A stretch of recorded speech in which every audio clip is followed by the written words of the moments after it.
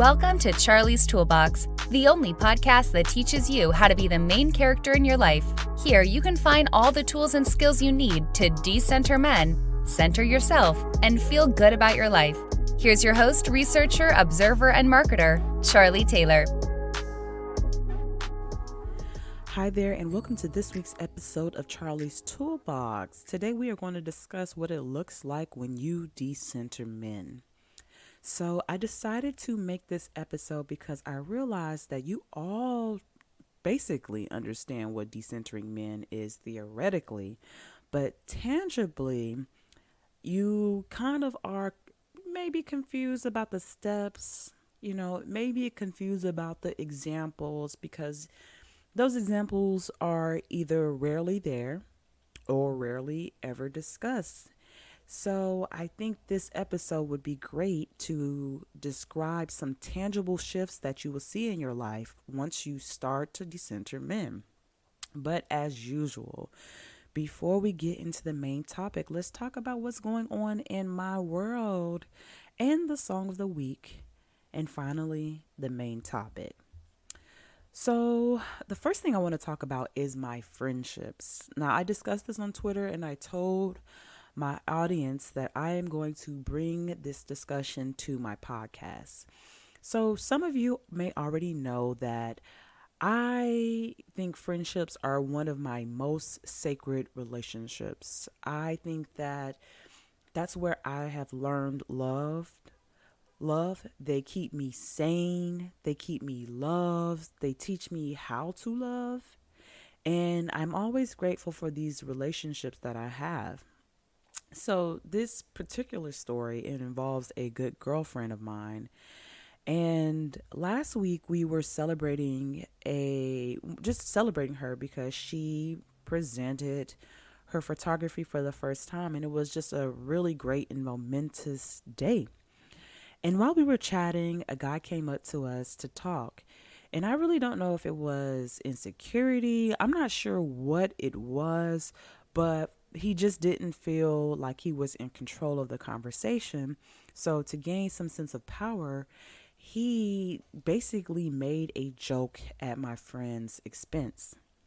Now, he did this thinking I would laugh with him and that would somehow get me on his side and that would divide us and kind of take away the power that we had over him, which we didn't try to exert any power. We were just existing, but he felt like we were. So long story short, I didn't like that he tried to make a joke at my friend's expense. I kind of took it personally because I just like, what the fuck do you think this is? I don't like when people do stuff like that. And I was blatantly not on his side. So that mood basically made me dig my heels in more and make this conversation as awkward and as dead as possible. I wanted to dead the energy so that he can go and get out of our space. Not only did you come over here uninvited, but you came over here uninvited and you were trying to exert power over us and we were minding our business. And once you realized that you couldn't do that, you tried to divide us and make me be on your side while you're trying to demean my friend. It just didn't make sense. I didn't like it. So I did everything in my might to make this conversation awkward. And afterwards, after he left, me and my friend, we chatted about it. And it really made me think about how men do this regularly. They do this a lot. They go into a group of friends and show favoritism to one girl in hopes to, they may like the girl, that may be a reason why they're showing favoritism. But sometimes, and I've seen this a lot, they'll do this just to control the room. They'll try to split and divide these friendships and use male attention as a bait so that they can control what's going on. They can control the conversation. They can control the energy within this friend group. And I don't like that. I don't like that men do this. And I especially don't like that women fall for it. Because I have seen many of women fall for the bait. Lean in. Joke, laugh at the joke that is at the expense of their friends. Add on to that joke because they are so enamored by male attention that they will do anything, almost anything, to get that attention and to get favor from them. And what I think about this type of like friendship, I know that deep down, men know, they understand this. They know that they could use their attention to ruin a friendship, to ruin a friend group. They know that you can and would sell your friend out. And you would rather side with a stranger because of the possibility of romance with him over keeping your friends safe and keeping them filled with love and making them feel like they're secure and they're strong and encouraging them. They know that you would push your friend off the cliff for their attention. And they use that to their strategy. They use that. And I hate that this is a strategy that works on many women. I hate that some women will sell out their friend for dick. I hate that they will laugh at the joke. I hate that they will lean into demeaning their girlfriends for a man to say, oh, okay, she's cool. But on the flip side of that, what I like about my friendships and women that I have met who have these type of friendships, we know this. We see it. We see how it operates. We feel it immediately once someone comes into our group and try to shift the dynamics. And because of that, we become a stronger team. Our bond becomes more airtight. We know that deep down, I know that deep down, my friends, they're principled people. And they won't take that bait. And they're going to actually take offense to that. Because why would you think that this is how this is going to go? Why would you think that you have enough charm, looks, money, anything to believe that you can break a friendship up? You, a stranger, can break a friendship up or can create some type of division amongst this friendship by just being present. I don't like that men know this. I don't like that men do it. And I do not like that women allow it. And if you are good girlfriends with your girlfriend, you need to do everything in your might to protect each other. Especially when you go out, because I see it the most when you're going out for drinks or you're going out for dancing. You need to make sure that your friends are protected, that their feelings are considered, that no man, no stranger at that, would think that they could ever be comfortable enough to ever demean your friend. And so that's what I mean by my friendships are sacred. I do a lot to protect them. I do a lot to ensure that my friends are cared for, are loved in each and every environment that we go to. And that's why I think it's sacred. And I know that they do the same for me. I know that they cover me like I cover them. So if you are a girl who does, lean into men when they're trying to divide friends in those social moments, be better. Be better. And if you're a man who is doing this to pat himself on the back, be ego driven, stop doing that, but you probably won't. So I don't really have any faith in you. But women, guard your friends. So let's move on to the song of the week. The song of the week is by Glorilla, featuring Cardi B, Tomorrow Too. I like this song a lot. I like Glorilla because she is a deep voice girl like myself. She's from the South. She just gives me an energy that I used to feel growing up in Georgia in the 90s, in the 2000s. And for some reason, I've missed that from music. I don't know exactly what it is, but it doesn't have that energy. And I feel like this song has that energy. It is an energy like I want to fight, but I'm not going to fight. I'm feeling energetic. I don't know why, but I love this song. I love the beat. I love the lyrics. And I'm really, really, really rooting for Glorilla. I know she's from Memphis, and because she's from the South, I just really want to support her. But she's just good. I really like her. She's just a good artist. And she's going to bring something new. I don't know what it is, but I feel very excited by her presence in the hip hop industry. So you probably already listened to that song. I don't have to tell you to go listen to it, but if you want to listen to it, go listen to it. All right. Now to the meat of the episode. Okay. We're going to get into the meat. Today we're going to discuss the moment you realize that you are actively practicing decentering men. I want to show what this looks like. So I mentioned this before earlier, that theoretically we all know what it means. We know what decentering men means. But practice is always different from theory, because there's going to be moments where you fall into your own childhood wounds, and it may lead you another direction. You may be super enamored by someone, and it may lead you in a different direction, or it may not align with decentering men. And there's always these moments, even I go through it, where you have to check yourself, and go back to what you know is your truth.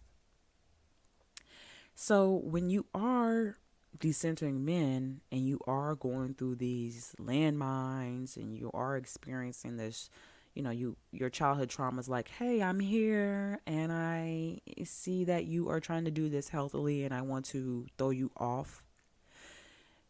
You have to do certain things. You have to ground yourself.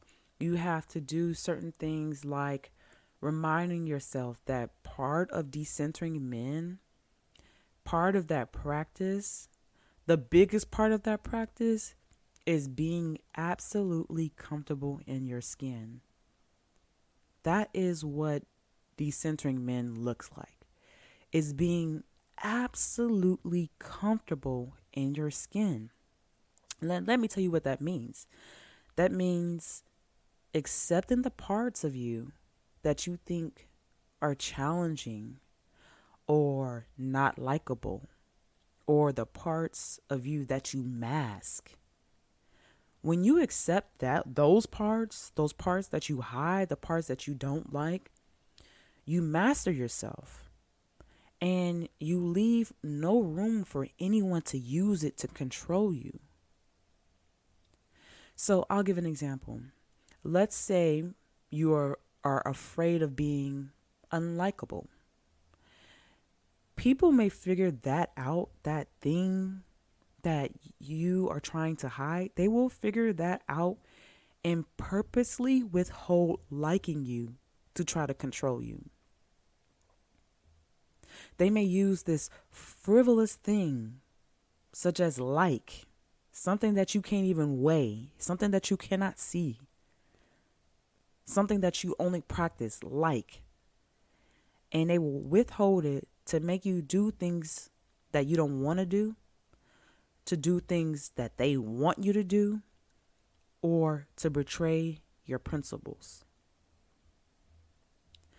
And when you decenter men, like I said, it is a two-part process. It is taking men out of the center of your universe and replacing them with you. And the only way to put yourself in the center of your own universe is to accept yourself fully. Accept who you are. Love who you are. There is nothing wrong with you. You are neither good nor bad. You are a human who is complex. There are going to be many people who love that complex person. When you center yourself, you make everything around you spin around you. You aren't moving. You aren't changing for the periphery. You are staying at the center. And people, places, and things, they move around you. They move around you. You are the sun. They are the solar system. They are the earth, the Mars, the sun, Saturn. Those things are moving around you, but you are staying centered and grounded in yourself.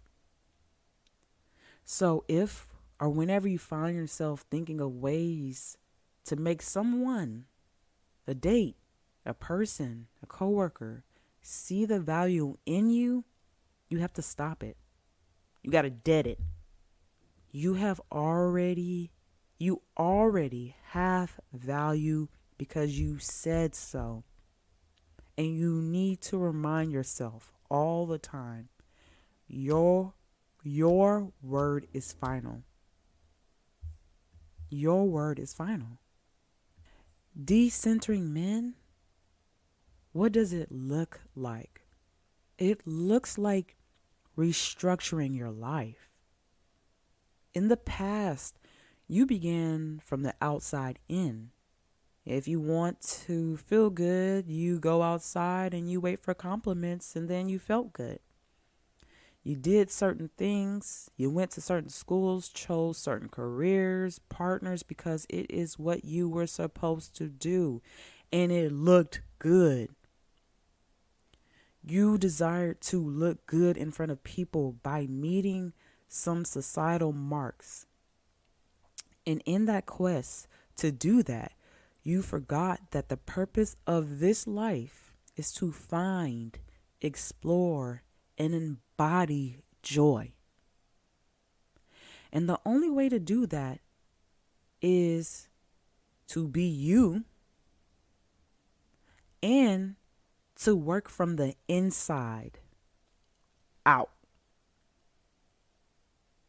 Okay? That means asking yourself throughout the day, do I like this? And it is not to when you ask yourself, do I like this? You want to like it because you like it, not because others do, not because it's what you're supposed to do, not because this is what you pictured liking when you were a child, because sometimes those things change. Ask yourself, truly, do I like this? Do I like this? Do I like this? Do I like this morning? Do I like my job? Do I like how I'm operating through life? Do I like my friends? It's about inside out. And if the answer is no, you start trial and erroring. Try something else. Try something different. Find out what your opinion is of this thing. Give yourself that information. And if it's a good opinion, keep it. If it's a bad opinion, okay, store that in your knowledge bank. You're not going to do that again. If the answer is no, be accountable to yourself by scrapping it. And this is something that I really want you guys to understand, that this is part of the tangible, the actionable steps. Say, for instance, you have a date and you like him, but you know that he is not meeting your criteria, your standards that you outline for yourself, and you outline those standards and you outline those boundaries because you knew it would keep you safe, it would keep you loved, it would keep you cared for. But you like this guy. You like him. But he has some really bad flaws, some big red flags. But you like this guy. You enjoy his company. You can scrap it and you can grieve. You can be sad about having to let this guy go. You can be sad about it.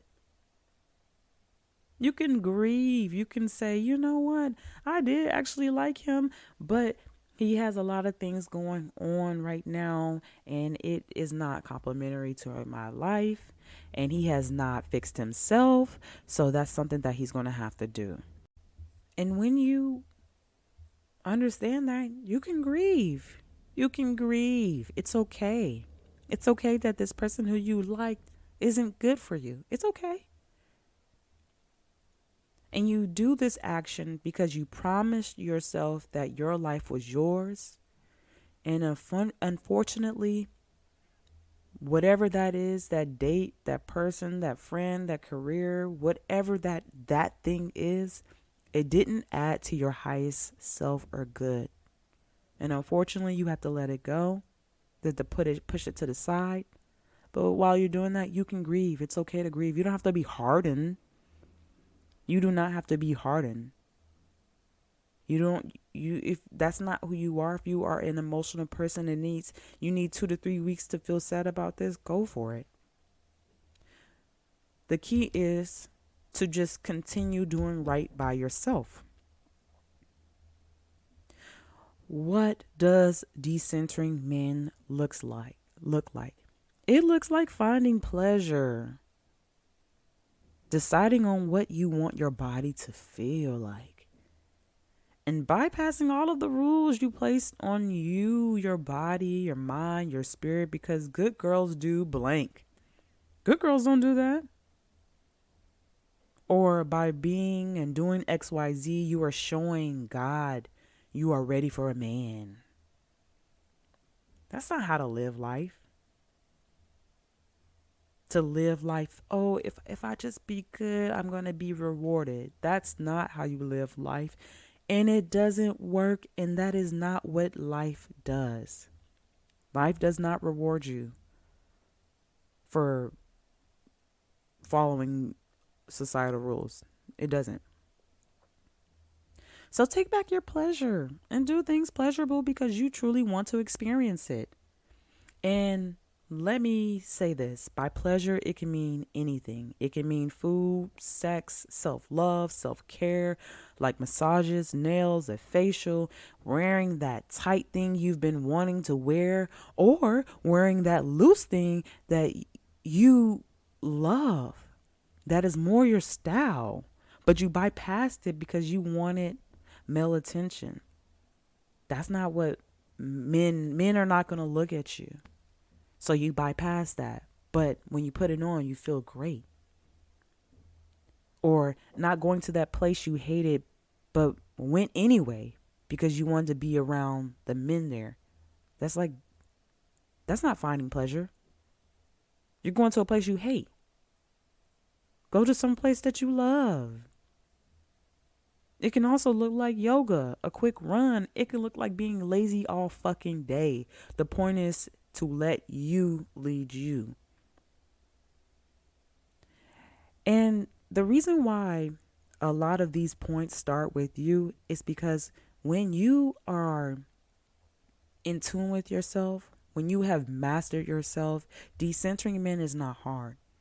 It's not hard to do because you are prioritizing yourself in every way, shape, and form. Decentering men, what does it look like? It looks like seeking out your fucking goals. And this is a big one. This is a big one because there are so many girls that I know or have met who have not done something because they are waiting on a man to experience it with. Like, do you know how many times I heard women say they are not going to buy a house because they want to wait to do it with a partner?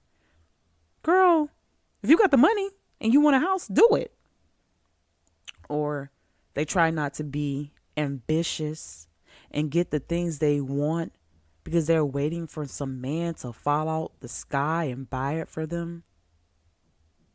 Now, I don't condemn I don't condemn wanting presents, but I do condemn holding off on the things you truly want because you are hoping that some man with a lot of money is going to do it for you. That ain't decentering men. That's stopping your ambition. That's not reaching for your goals. That's withholding things that you want from yourself. You are doing all these things in the name of some imaginary man with some imaginary money who's going to gift you this in the future. That is not decentering men. Decentering men, it looks like deep down knowing that men aren't solutions to your dreams. Men are great. They are lovely to have around.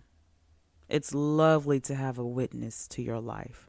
They can help you with children, but they aren't solution to things like unhappiness or boredom or sadness or anger or chaos. They won't solve that. That's your job. And once you realize that those things, those feelings that you want to feel about life is your job, this will help you see men for what they are. And it will create a lot of clarity for you.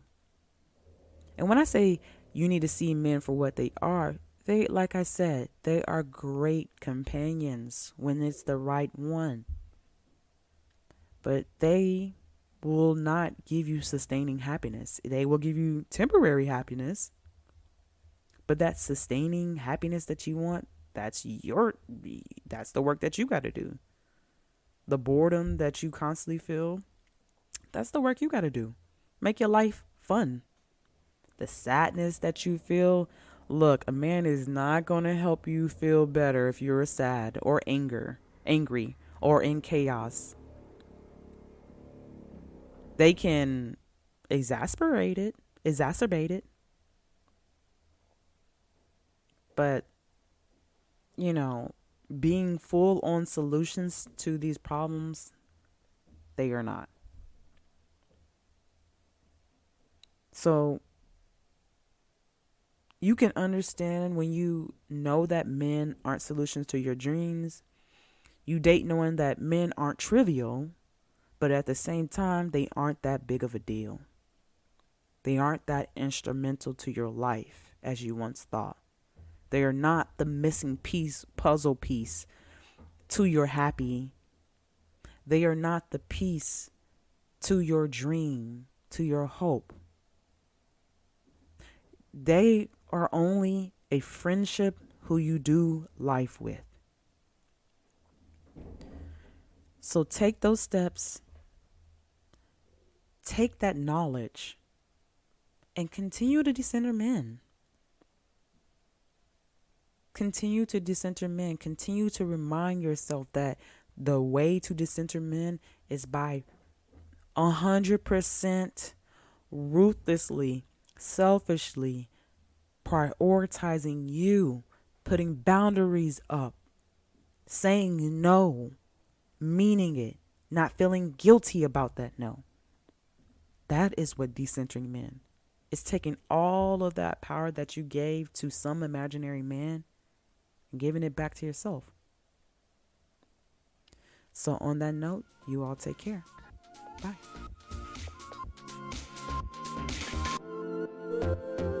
For show notes, be sure to check out charliestoolbox.com. Follow Charlie on Twitter, Instagram, and Facebook at Charlie's Toolbox. Thanks again for listening to Charlie's Toolbox.